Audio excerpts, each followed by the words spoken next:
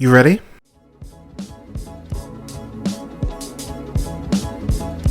You're listening to the Real Pineapple Podcast Network.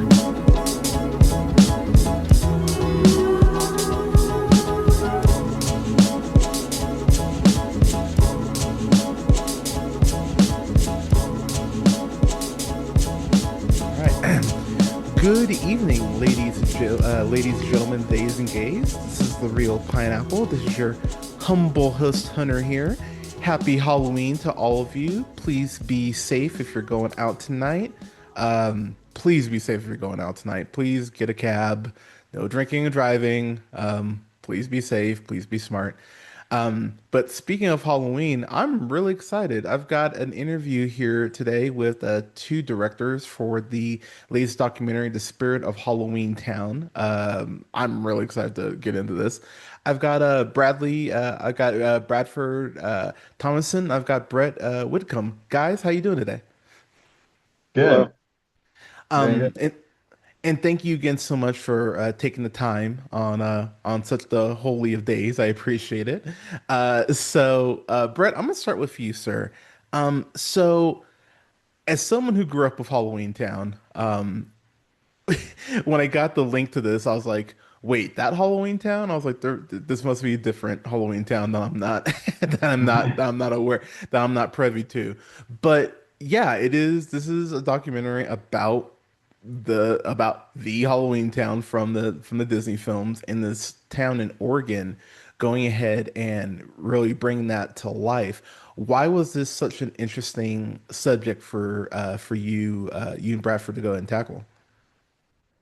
I think it's just on par with a lot of what we like to spend our time doing, which is like finding passionate people that are doing something kind of together in a big way. And the movie is just like an entry point. It's a good movie, but we were more interested in, when we found like an article, there wasn't a lot about this town, but we found an article about how a town completely transforms itself after this Disney movie came there so many years ago, and there's still it was such an impact on people that people just want to come there and stand and hang out in the place that their favorite scenes were filmed.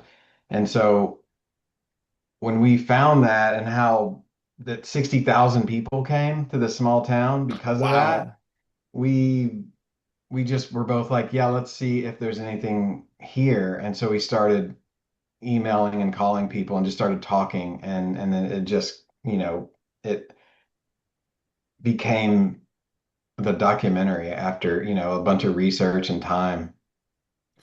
Okay, Bradford, what about you, sir?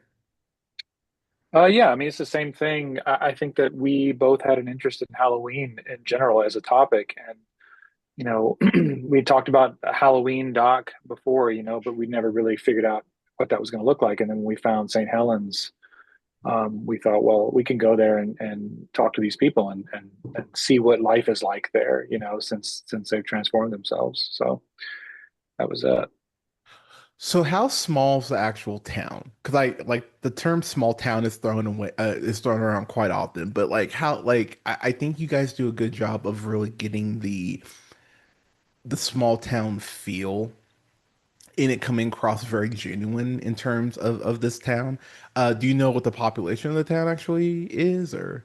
That's a good question, and probably one that we should know, but we don't. Let's see.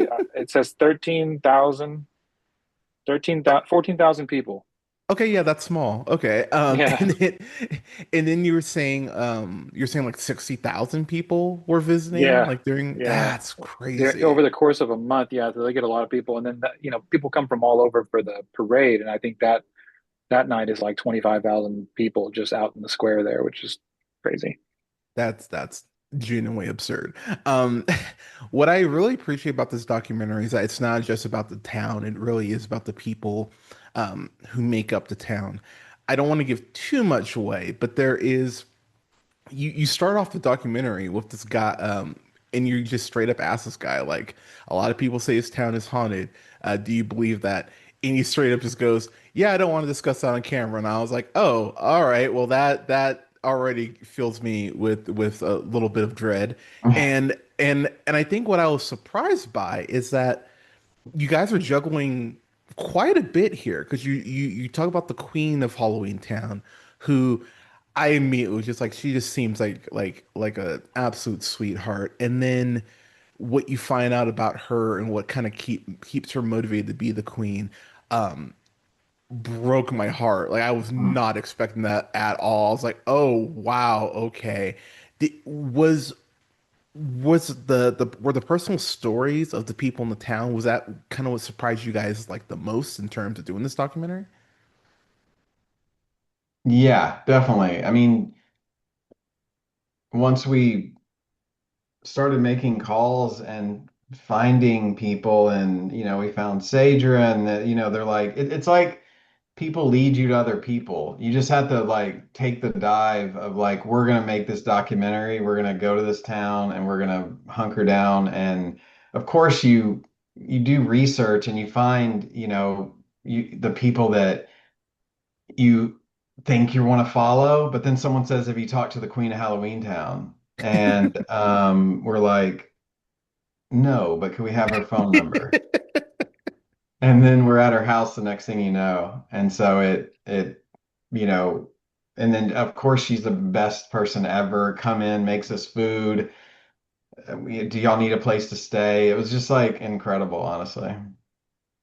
Yeah. So are either of you from small towns originally, or because it seems because like I would imagine there's a point where the documentary you guys talk about like the outsider Mhm. culture because there's someone who owns the Klondike restaurant who talks about being an outsider themselves, and that felt like a very intentional aspect of the documentary in terms of like having people who've been there for multiple generations and really having that small town ecosystem, but it being very hesitant to outsiders. So, did you feel like that in terms of making a documentary, or were most people kind of like the Queen of Halloween Town and the fact that they were welcoming, wanting to tell you about the town?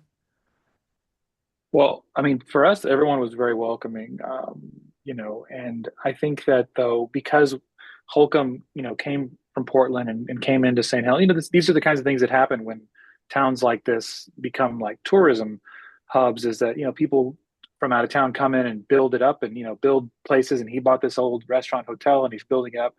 And for us, it was really we were interested in that part of the story because we feel like it's very universal for a tourist town like this. We feel like you could find someone like Holcomb who's just bought a building and trying to rebuild it, but then you've got all the locals who have seen it be one thing for so long, and they're a little skeptical of him. So we just liked how universal that story was, and that's why we gravitated towards it.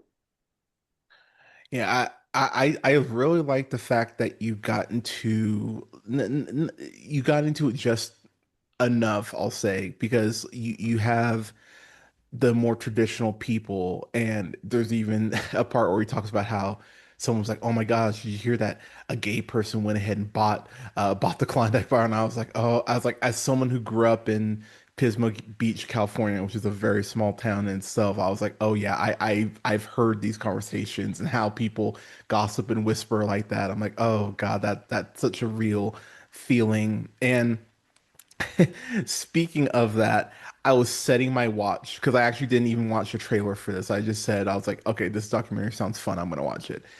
I basically set my watch for when there was a Karen that was gonna show up because I was like, there's no way that there's no way that there's something talking about Halloween Town and there won't be someone who's doing the Jesus loves you thing.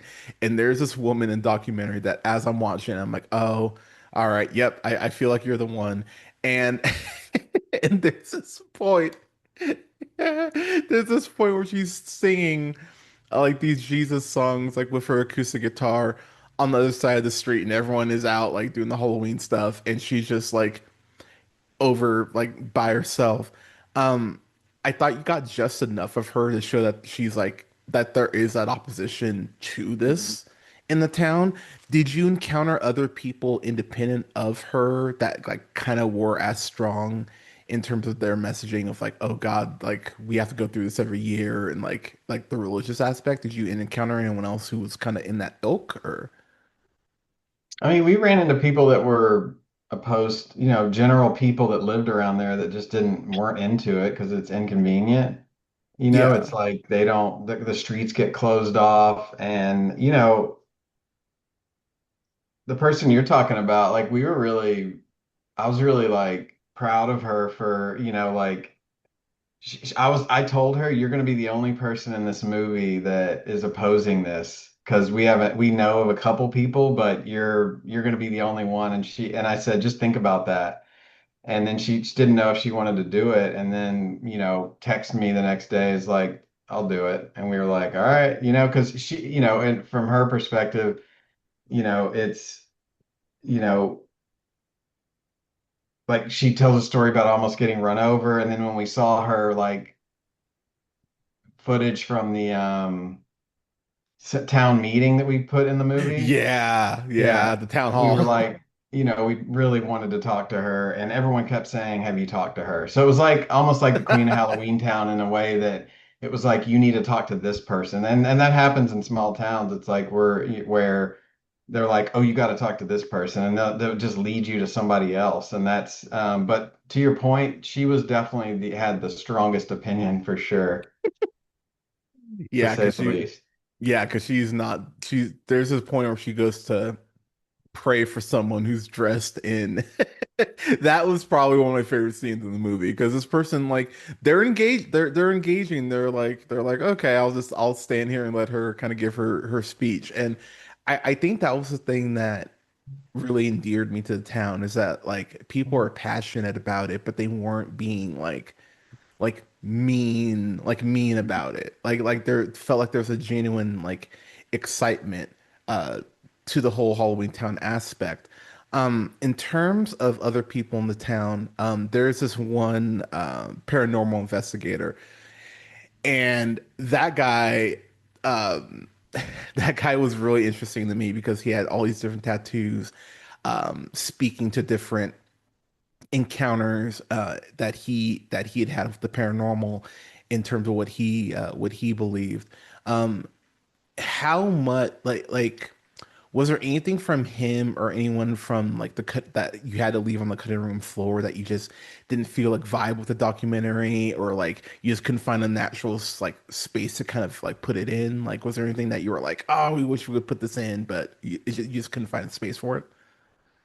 With him specifically, yeah, actually, we went out on another sort of ghost hunt with them in the woods that had some really incredible, like spooky energy to it that we liked. But it was just a little bit too long, and these ghost hunting scenes that were maybe really interesting to us. We knew that we couldn't overload the film with them. We also, they kind of prep for the ghost hunt that is in the film in a diner, and we loved that scene and the way it felt and the way they were in a diner, sort of having their chat about what they were going to do, and how to be prepared and keep your head on a swivel and all this stuff. And we loved it, but ultimately ended up cutting it for time and just kind of making the film feel a little bit too imbalanced with them.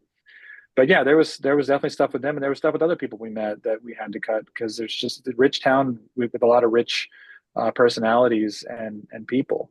So Brett, did you specifically, or y'all as a duo, did you encounter anyone who was like hesitant to be in the documentary? Because I mean, it seems like everyone you got was just like gung ho and was like excited to be in it. Like, was there anyone who was just like absolutely not, like, get away from me, or was everyone pretty like game? Yeah, I think everyone was game. Some people just don't want to be on camera. Like they're just like, don't film me, and they like we see things in them that we're like, we wish we could. We'll see them off camera and we'll be like, man, I think there's something there and we would like to follow it. But as soon as you put a camera on them, they're like staring at you or saying, oh, don't do that. Like they cannot be natural in front of the camera. And that just, we respect that. First, we just respect it because I wouldn't want to be filmed technically. Fair, And, fair. um, and some people love it and they're just made to be on camera, like their energy and they're just great. And then there's people that can just ignore it, and we just try to be really respectful on and like we go for the ones that are working and for the ones that are like calling us and texting us, hey, I'm going through the haunted house today and I'm gonna fix some things. Do you want a tour? Yeah. It's like, you know, when they're communicating with us, it shows an interest and it gives us, we're doing this together with them and it makes it feel, you know, more authentic. Yeah. Um, there's a couple ghost hunting sequences. So I full disclosure, um, I've had friends that are like, "Oh, we're gonna go ghost hunting. Do you want to come?" And I cannot say no or you're dumb quick, quickly enough. I'm a huge Ghostbusters fan. I'm like, why would you fuck with that? And I give y'all credit for even filming any of that shit because the moment that he said, "Oh, I'm a paranormal investigator," I'd be like, "Oh, cool. Yeah, not filming you. I'll have someone else do it." Was there any hesitancy on y'all's part to like go on these, or were you just like, "No, no, no, we're so down." Not for me. I don't know about Brett. No, no, No. we were in there. I mean, in the first scene when that light clicks off, that was real. We don't know why it happened. I mean, Yeah, we didn't like definitely, that. Yeah, didn't like that. yeah, we just stayed rolling. But no, it was we weren't hesitant, and we were just interested in how it sort of affects the individuals, and sort of what their experience is. So we were really in for that, Yeah, and and just didn't think about the ghosts. yeah, I would be so happy if I saw a ghost in real life because then but then it's like, I'd be so happy because we don't just die and everything's over. That's so sad, but I it's like at okay, least we know fair we can point. like there then we know that we can like hang out and like go into a hotel for a while. Like that'd be dope. So okay, without spoiling too much, there is something near the end of the documentary that I was just like, okay, fucking A. And like when people see it, they're gonna be like, oh crap. It's one of those things I was like, oh my God, please get the hell out of there.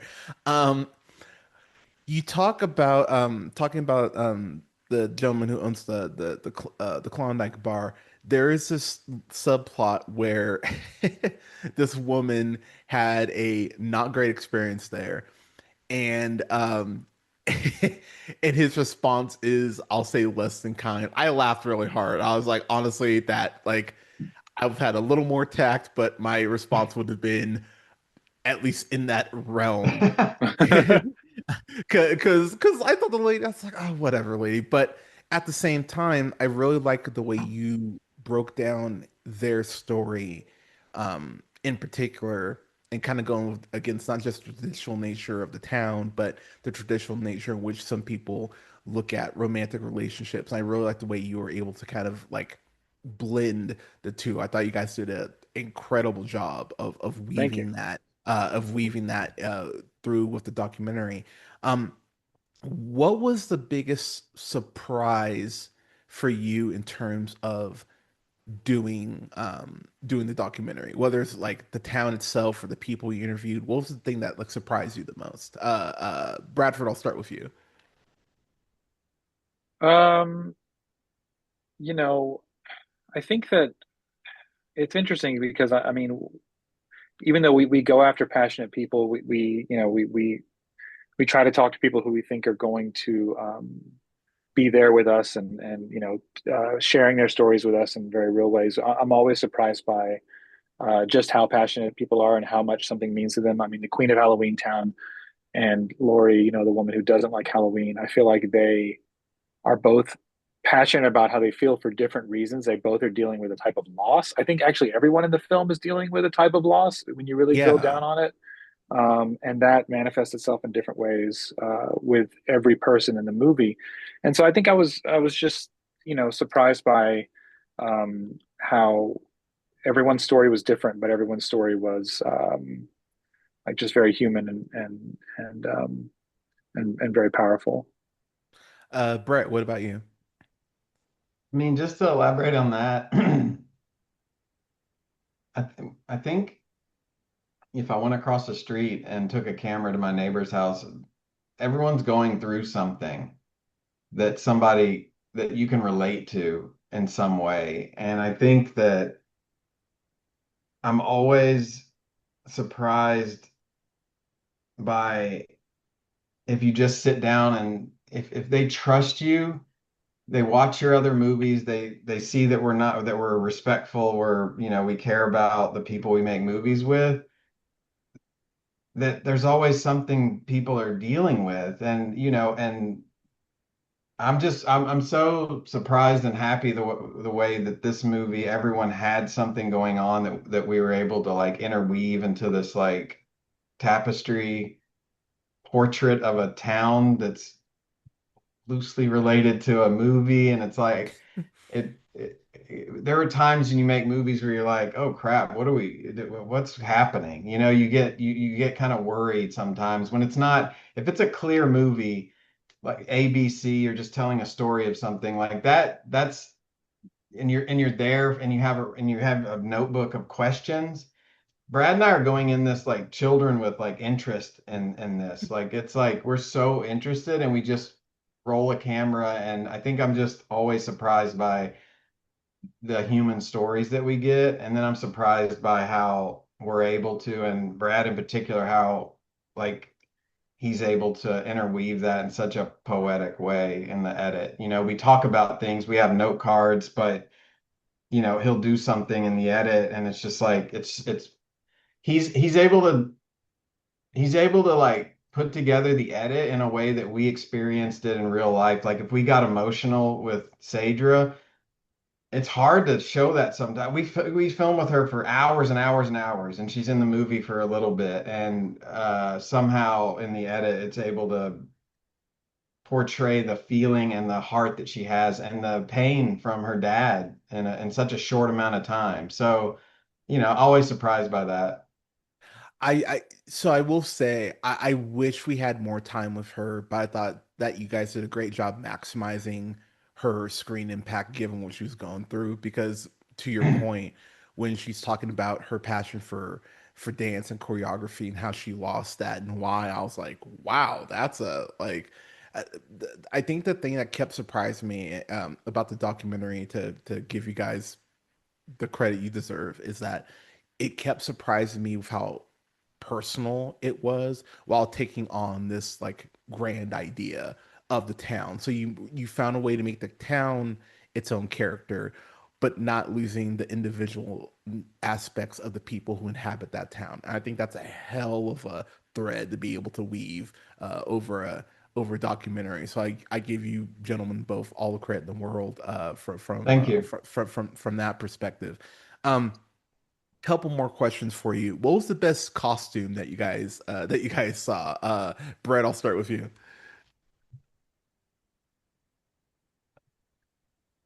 I have my go-to one that I don't want to, I know probably Brad's maybe too, but it's in the film. It's that Dune beetle that's pushing the, Yeah. Yeah. like that was like, you got to fit that in your car. Like, how long did you drive? Maybe you're from the town and you walked over, but whatever. That was You like, rolled it down a hill. sure. Yeah. Yeah. Like, I that one was awesome. And then there were just some like, uh, people, I love how much time people spent on their outfits. Yeah, But people that went one, I all guess, out. if I had to pick one, it would be that. All Yeah. right, Bradford, what about you? I mean, that was mine, but Yeah, I knew it would be. Ah, okay. but I mean, there's a couple of other ones in the film that I really like. There's a big, tall, like yellow person that's sort of like, is like 7 feet tall. That's pretty cool. Kind of a yellow ghoul. There was a guy who was walking around. He didn't make it in the film, but there was a guy who was walking around in like a Hmm. top hat and like a real kind of crypt keeper vibe. Okay. And we filmed with him for a bit because he would just kind of, He'd scare slunk people. around at night and kind of like scare people. His costume was pretty intense too. I That's like that one a horrifying. lot. Yeah. Yeah. He would like people be taking pictures and he would just come up and like get in the picture and they wouldn't know it. Oh shit. Oh yeah. See, I would And then like. he'd creep away. So I just was like, we'd imagine like, what if you didn't see him and you looked at your picture later? Oh god. Oh, see, you're. Oh god. I don't like any of what you just said. uh, did did y'all dress up during shooting or? Yeah, we were filmmakers. Ah, Yeah, see. yeah. Yeah, we No, I mean, did. no, we didn't, but we always had giant cameras and well, not giant cameras, but cameras and boom poles and stuff like that. So we were definitely wearing something, but we didn't If dress up in costumes. fair. Um, Last question I have for both of you. So, I think at the end of this documentary, and I will say the last 20 seconds of the documentary, I just again I won't spoil, but I was shaking my head. I was just like, oh God, oh God, oh God. Um, and when people get there, they'll understand why. What is if you could tell if you were pitching the town to someone, like what would your pitch be as far as like why you'd want people to experience this in person? Bradford, I'll start with you. I just don't think there's a lot like it. I mean, there are other towns like Salem and places in the country that are Halloween destinations, I think, but I mean, this is just, you don't even have to like Halloween Town. You can just go there and kind of be, just absorbed in all things Halloween while you're there. There's the haunted house. There's just, I mean, honestly, like, my wife, Allie, for example, she just loved being amongst all the costumes. It's like, where else can you just go? Could you go to a party usually, or maybe you're taking someone trick or treating or something like that. But when you go there for like, especially the week leading up to Halloween, every day you go outside and everyone's in costume, and it's just that's really really unique. And there's a lot of passion and fun energy in the town, and St. Helens is a little spooky inherently, so I mean I would just say go experience all that. Brett, what about you, sir? I think it's just like the event of it all. The weather is incredible. It's like perfect weather for like a little, flannel shirt. And to be able to, they have like streets blocked off that were for trick or treating. And so you can literally walk around everywhere and experience the whole thing. I would probably go on the event night, like the parade, and experience that. I like going to places that are like all, you could eat somewhere and then walk somewhere later. Same, Mhm. Like same. that's what's great about like New York, you don't have to have a car. And so I would say I would the reason I would go here is to if you like Halloween and you like October and the way it feels to walk around a neighborhood, if you want to do that times 100, you would go to this town and, fulfill that need. Yeah. Okay, that's a good answer. And all right, I lied. Last question, I promise. Did y'all eat at Klondike's and was it a good Oh, experience? Oh yeah, come we on. ate there several times. Yeah, My Okay. that's mac and great. cheese was cold. I hated it. And I, No, I'm kidding. It was amazing. It was literally it was one of the only like there wasn't a lot of places you get like a really just a we would want to eat fast, and when you're on a shoot like you really want like beets and some salad sometimes instead of yeah. yeah, always just the burger or a hot dog or nachos, which was like plenty. Yeah, I would They imagine. had like food trucks, so to go there and eat like a really nice salad with everything we ate there was really good. Mhm. Okay, see, probably just a bad experience then. Yeah. Bradford, thank you so much for coming on the show. If you could please let people know where they can find you on socials and where they can watch the film before I let you go. It's HalloweenTownDoc.com is where you can go to kind of learn all about the film and see the places to stream it, which includes Amazon Prime, iTunes, YouTube, and Google right now. So to rent or buy. Yeah, and you can follow us. You can follow the film on. Oh no, you can't anymore. Our Instagram got banned for some reason. Wait, what? Really? Yeah, We we have might no have idea. posted a like a. This was happening with TikTok. We were trying to post like promo stuff, and like I think we know it's fake blood, but I think you can't have. Oh I think it thinks it's no. like blood, and so I think so. Window-pictures.com is our website, and that has all of our movies on it, and you can check Yeah. and this one. So if you want to check that out, All right, perfect, y'all. Seriously, guys, thank you so much for taking part of your Halloween to come on the show. I will definitely email y'all when the review is live, which will be in about an hour. So I will go ahead and send y'all an email for that. But Brett Bradford, happy Halloween, y'all. Thanks so much for coming on. you Thank too. you. Thank you so much. All right, Take take care. care.